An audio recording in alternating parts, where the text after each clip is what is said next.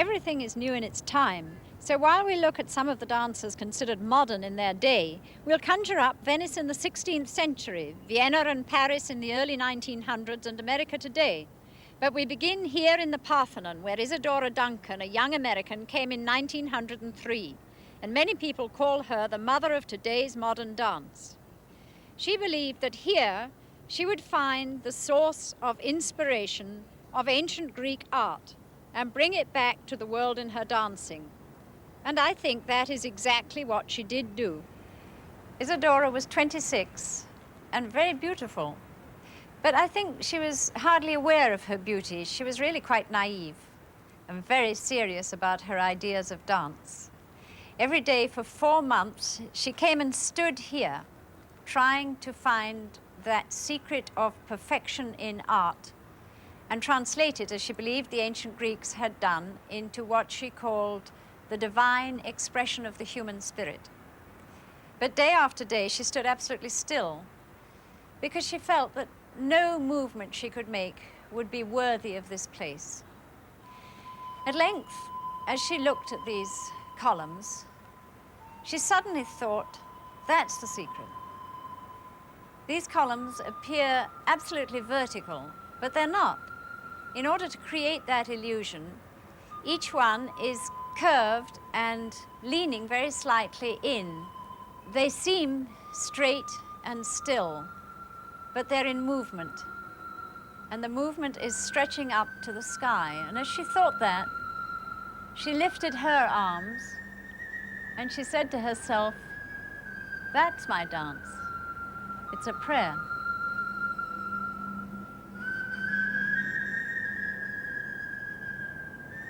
She thought, too, the inspiration of Greek art came from nature. She would say, for example, look, how beautiful is the sky. And in that, she found a movement of dance. Or she felt that she was a tree blown by the wind. Everything had to be absolutely natural. Then she went to the museums. She studied the sculptures, the friezes, the movement of the bodies and the drapery of the skirts.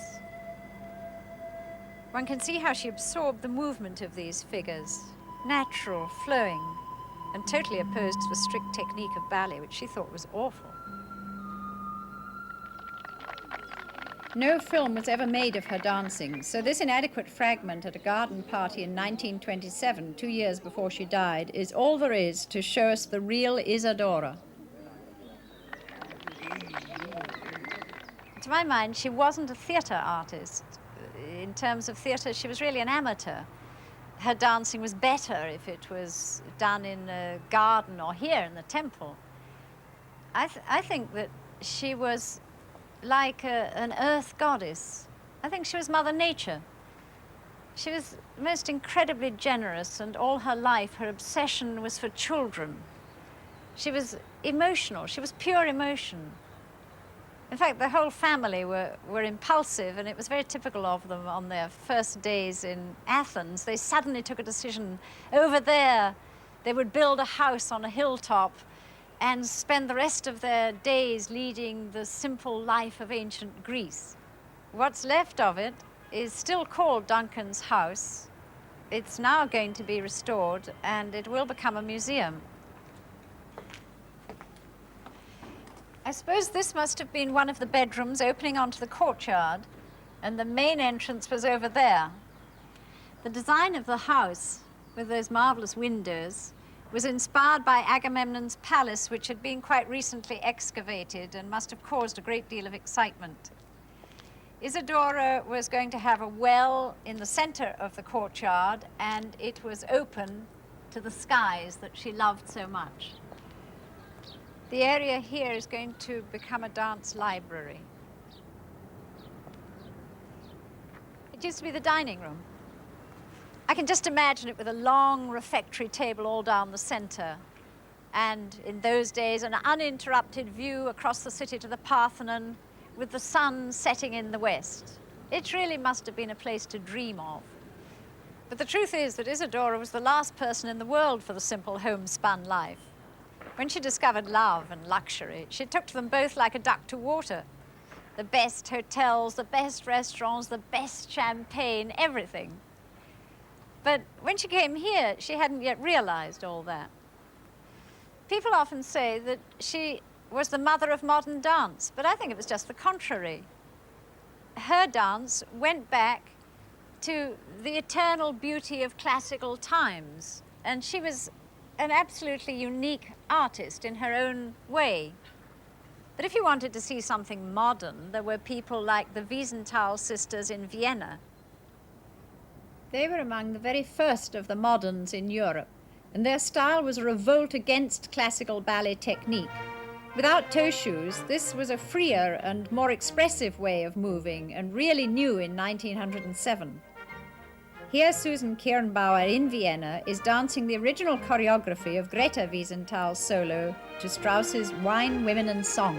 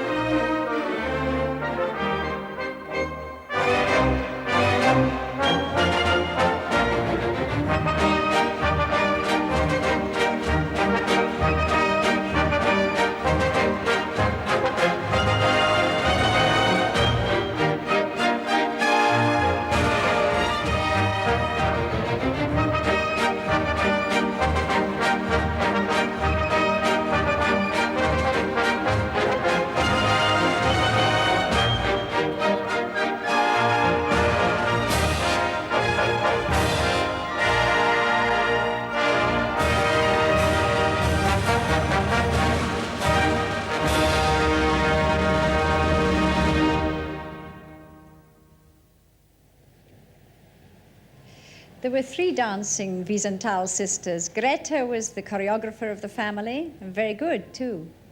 In her dances, she expressed the liberated young woman of her day and the spirit of Art Nouveau, the new style in art which was ultra-modern at the beginning of this century. Like this apartment, high among the rooftops in Vienna, which recaptures the period marvelously. The style affected everything from paintings to furniture, household designs, fashion, and especially architecture, but not music so much, at least not music for dance, because Greta Wiesenthal was happy with old-fashioned Viennese waltzes, and Loie Fuller, who was a real innovator in 1900, danced often to simple popular melodies.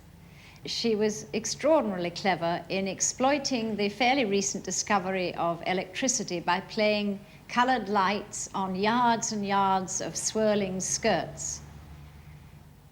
She was an American from Fullersburg, Illinois, and she made this film in 1906 when she was about 44.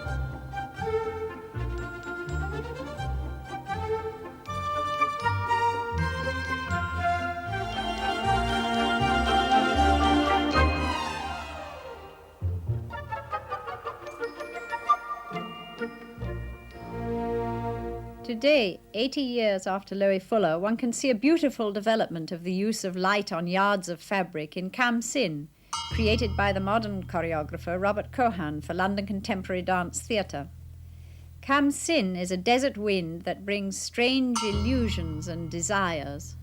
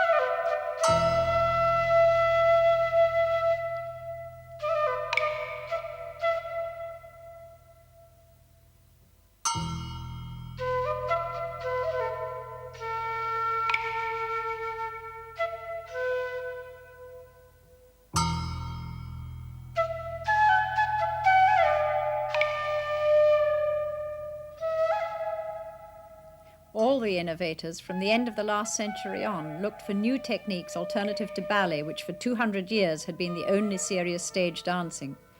The first step in a new direction, now long forgotten, was skirt dancing, a tremendous rage in England and America in the 1870s when Loie Fuller was growing up. It's hard now to understand how Loie could seriously have been called a dancer. But then dancing was a very different matter in those days. Imagine that neither Loie nor Isadora, both born in America, had any opportunity to see real ballet until they came to Europe when they were already in their 20s. They found it very old-fashioned.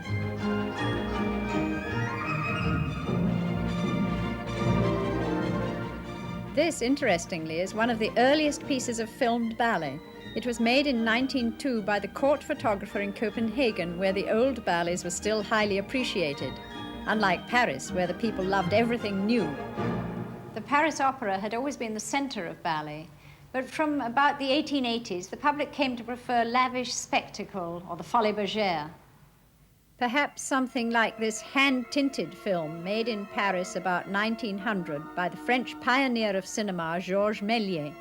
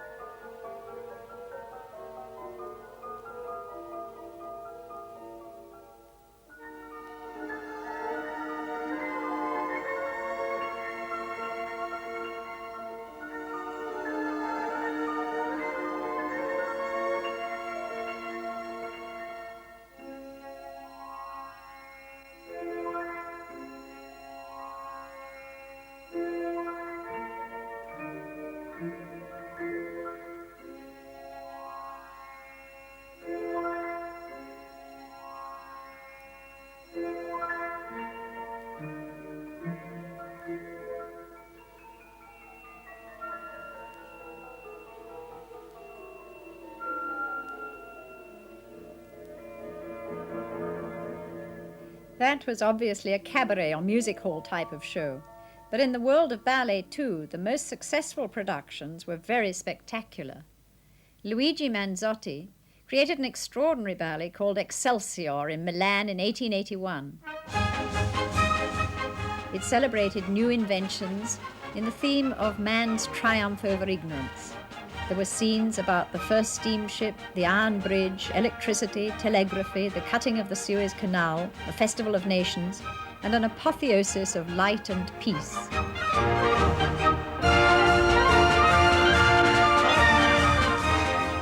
With a cast of over 500 and leading ballerinas, it was reproduced all over Europe and ran in Paris for a whole year, packing the house.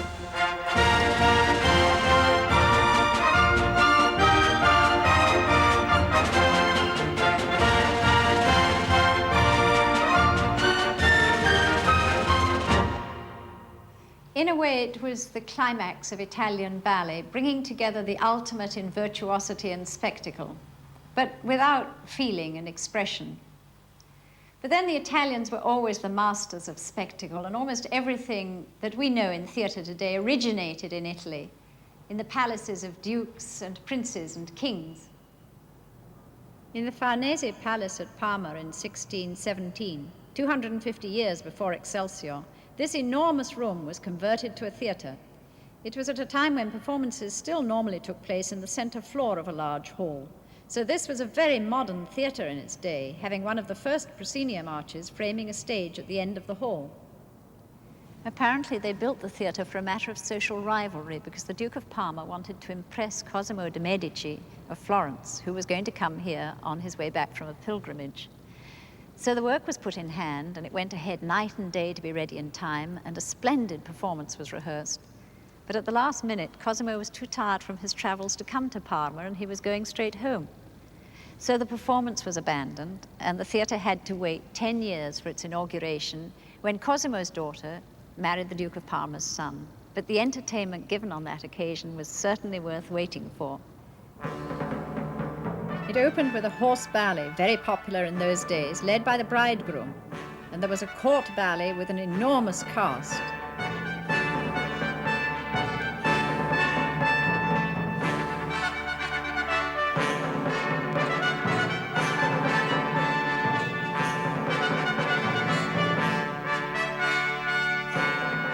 there was an opera with people coming down on clouds.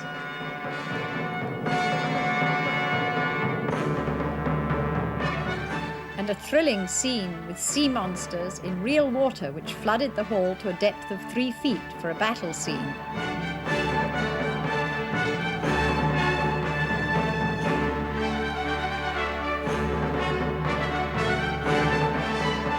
And it ended with a glorious apotheosis.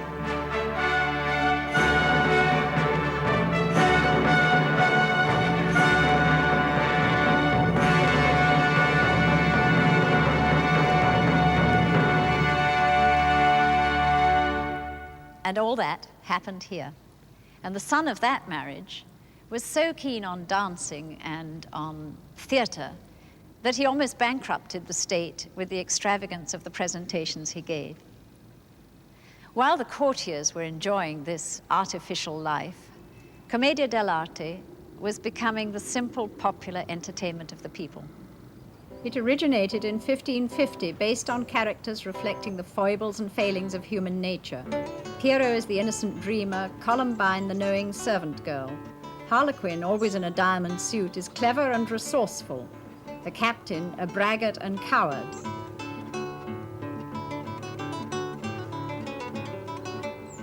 In this scene played in Venice, the captain's horse is accidentally cut in two during a fight with Harlequin, but all turns out well in the end.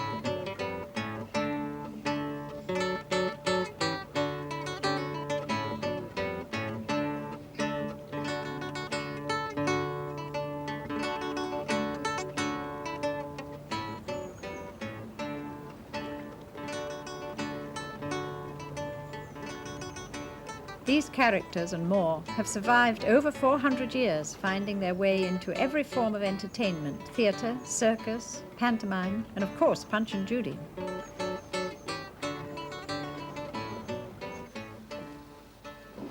The Commedia dell'Arte rapidly spread all across Europe, and its link with ballet is very obvious in the use of what we call mime, the art of talking without words.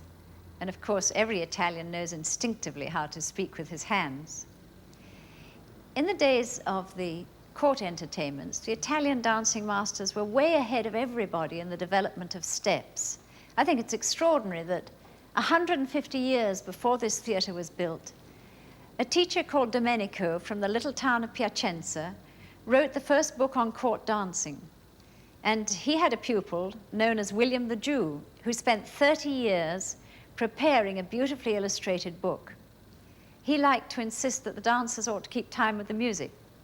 That was in 1463. But my favorite was Cesare Negri. He was nicknamed the trombone, and he made the courtiers do 10 different kinds of pirouettes, as well as turning out their feet like modern ballet dancers. So it's not surprising that some of the most difficult steps in ballet were invented by the Italians. They always loved virtuosity. But sometimes virtuosity goes too far and there comes a reaction. At the end of the 18th century, it was Salvatore Vigano and Maria Medina, his wife, who briefly brought ancient Greek naturalism into ballet. It's interesting to compare this sketch of Maria with this one of Isadora Duncan little over 100 years later.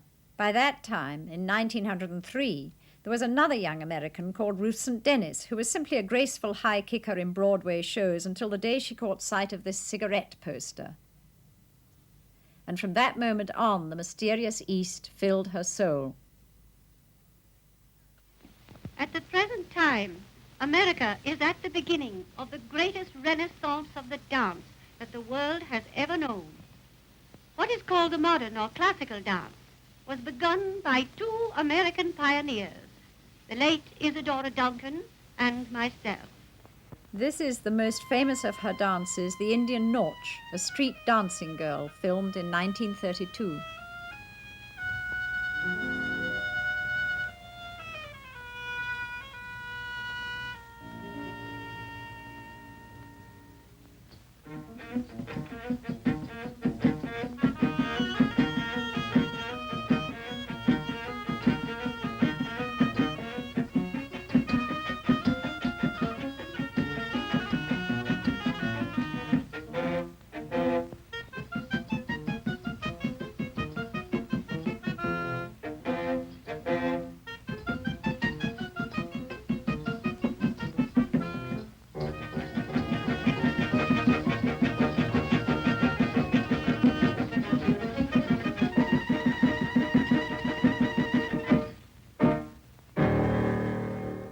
Ruth St. Dennis and her husband Ted Shawn took themselves very seriously in their type of exoticism, which they popularized on lengthy tours, gaining a new respect for the art of dance in America. Not that what they did could be called modern, but they made it fashionable, and they founded a school in California called Dennis Shawn, which attracted serious-minded young students. Notably Martha Graham, an extraordinarily striking and intelligent woman who was to become the true mother of modern dance in our time. In 1926, she took a path of her own to express the complex emotions of a 20th century artist. On stage, she was a star of deep dramatic intensity, and as a choreographer using contemporary music, sculptural scenery, and herself inventing new dance costumes, she is still innovative. Most important of all, she invented a technique of movement and dance, which is already being handed on and establishing its own strong tradition parallel to ballet. Students study one or the other or both techniques. Robert Cohan, who was Martha Graham's principal dancer and partner over a period of 14 years, came to London in 1967 to found the London Contemporary Dance Theatre and School, which is now the major centre for modern dance in Europe. Robert, I wanted to ask you, how would you describe Martha Graham's new approach to movement? The process that she went into was a very interesting one. Because Martha Graham was essentially someone who was trying to communicate through the body, which is what dance should do. And she had to find a new way of moving because the way of moving up till then was not sufficient for her to say what she had to say. She went into the studio, she tore herself apart creatively, found a new way of moving, and the phenomenal thing is that she was able to come out of the studio, come out of working alone and finding this new source of movement and teaching it. She was able to teach it to other people. And that's what I think was remarkable about what she has done. The theatre was very important to Martha Graham. She said she regards the word as a verb, not a noun. The dance has to be actively theatrical, is that? Yes, in our rehearsal periods, we were absolutely directed totally toward the theater. Yes. We did not do work for the studio. We did work for the theatrical moment. When we came in the theater, it was always a very special process for Martha, and she made it so for all of us in the company. The theater was sacred. It was a place where an essential and very spiritual communion was going to happen between you and the work of art that had been created and the audience. I was impressed by Martha Graham saying, I wanted to glorify the body in movement and stillness. Do you think that the solo you did in the ballet Kam Sin for Patrick Harding Aylmer, do you think that that shows this modern dance technique?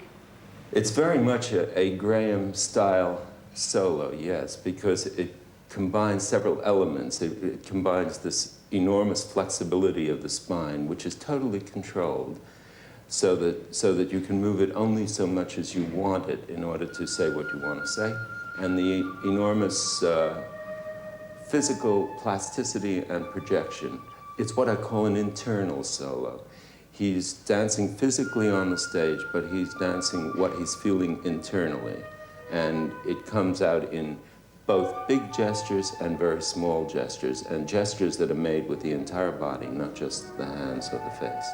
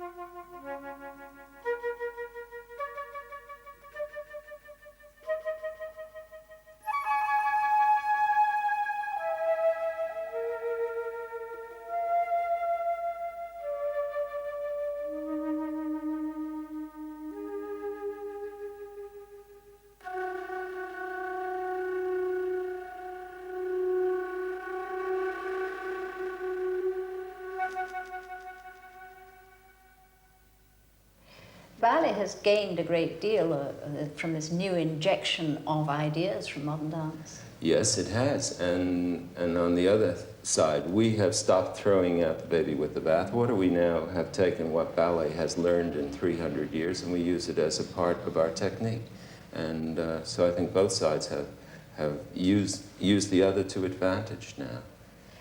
But then you can see a classically trained and based ballet company like Harlem Dance Theatre is doing one of the ballets from your London Contemporary Dance Theatre. Yes, they're doing Troy Games, which is a dance choreographed by Robert North.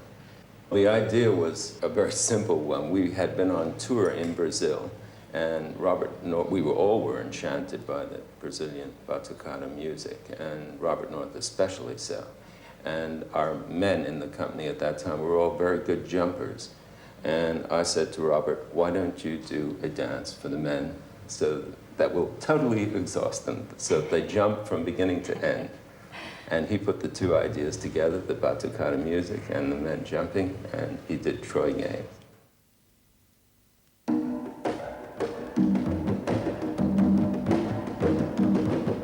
In this excerpt, the soloists are Ronald Perry and Lowell Smith.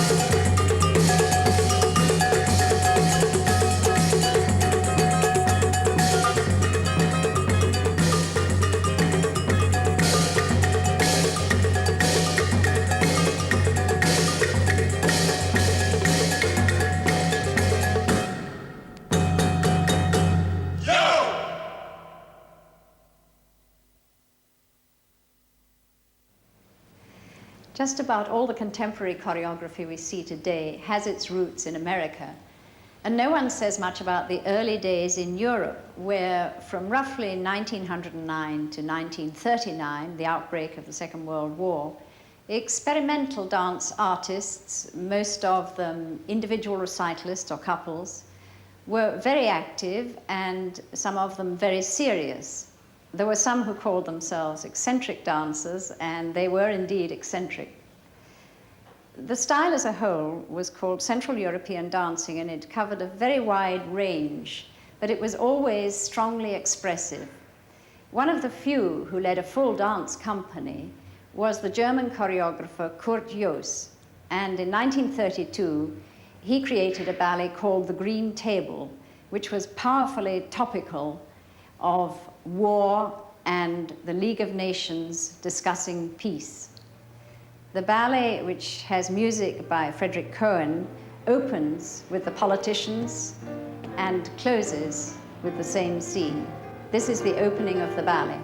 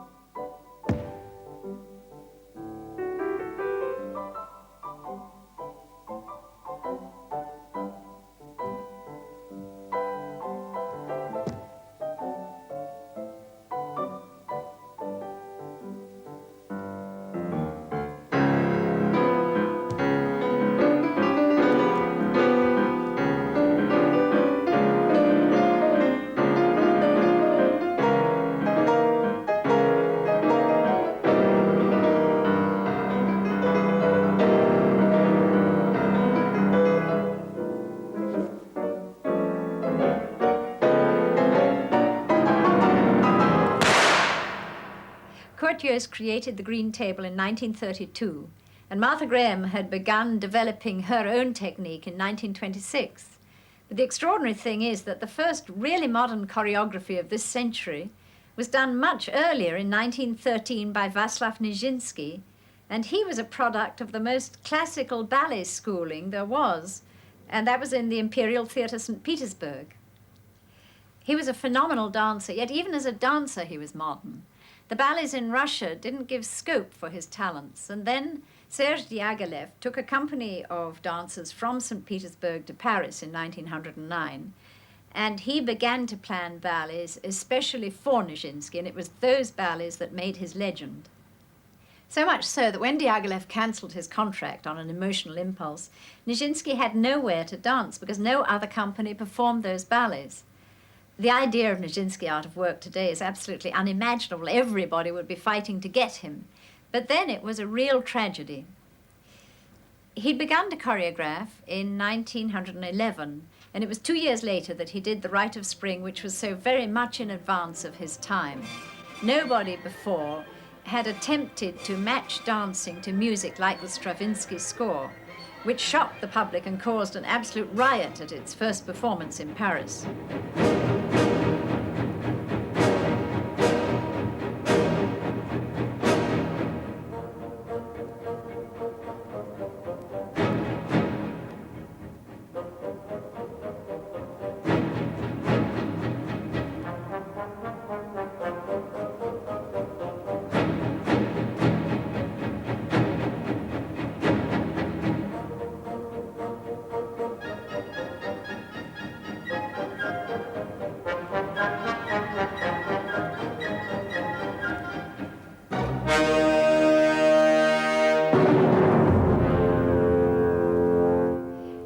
The original choreography for The Rite of Spring was never written down, and Nijinsky, who was creatively so much in advance of his time, lost his reason only a few years later. So that landmark in modern ballet will always remain an enigma, and Nijinsky's legend is that of the unique and amazing dancer. His daughter Kira was a very young child when his mental illness was developing. Kira, do you remember your father when you were a child before his illness? Yes, I remember when I was 3 years old. Now, I remember the dress I wore at the Metropolitan Opera House. I was in a box on the right side of the stage. I wore my little green dress, my little muff, my little fur. And I remember the stage was flooded with moonlight, and it came from the right-hand side. And I remember my father moving from the right wing to the left wing in an enormous leap, and his arm was way up like this in the grand jeté. Then I remember my father again in St. Moritz, and there was a terrace, and he would jump on that terrace, and he would pick me up and tell me, point your toes, and down, up and down. My father was to me like a fairy tale. I didn't need a fairy tale book as a child. I had him, all his ballets were my fairy tales. But he became sick when I was 6 years old, and it's a very dramatic thing that I remember. My mother came upstairs. She was afraid of me being around my father, who was acting strange. And there was an argument, and he got very angry, and he gave a kick to my mother and me, and we rolled down the stairs. And another memory comes, there was a little policeman with a little Swiss policeman, a little green uniform with a little green hat, and I knew had come to fetch my father. That's terrible. Yeah. But Makes me very sad. I feel like crying. Because your father I think he was put into the asylum by my grandparents. Yeah. My mother gave in. And there is a big question mark. Nobody really knows whether he was really a schizophrenic or whether he became ill when he was in there. I begin to believe that he had schizophrenia. I think so. Do you feel that you understand how your father felt as a dancer? I think that I have you- only felt that, Margot, when I've danced myself, his role, like Spectre La Rose. But, you see, I've noticed something strange about our family. My father choreographed one way, my aunt choreographed another way, and I choreographed another way. However, what binds us together is a family choreography, and is the circle. That was one of the things my father always loved, everything in the circle. This thing of the circle and the movement, do you think that your father put all that very circular movement into the Spectre La Rose, or Fokine? That was Fokine. How was that? Fokine created the liberation at that time in 1909. He created the liberation of the dance from petit pas, because everything was so strict and conventional and beautiful. He would liberate the dance with a movement, for instance, like this, that goes on, transcendental. He would never stay confined within the circle. He would use very harmonious arm movements, very harmonious, the flow of the movement. Well, don't you think it's rather sad that your father is remembered not for The Rite of Spring, but for the Spectre La Rose, which is, after all, rather a perfumed ballet? The perfumed ballet, it is true, it has the magic of the dance, Le Spectre de la Rose, and I think it was the ideal vehicle for my father to express his great love and understanding and wisdom of harmony, the harmony of the universe.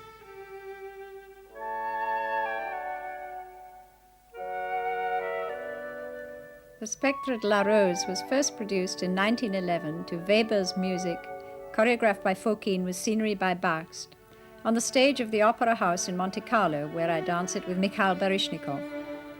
The story is based on these lines from a poem: "I am the spirit of a rose you wore to the dance."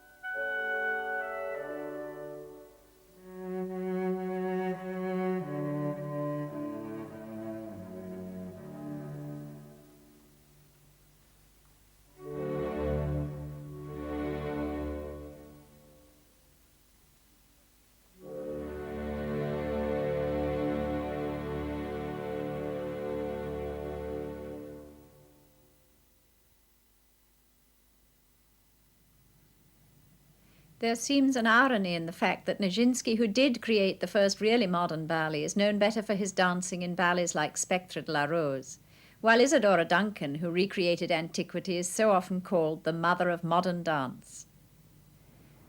But it's all evolving continually, everything taking inspiration from something that's gone before.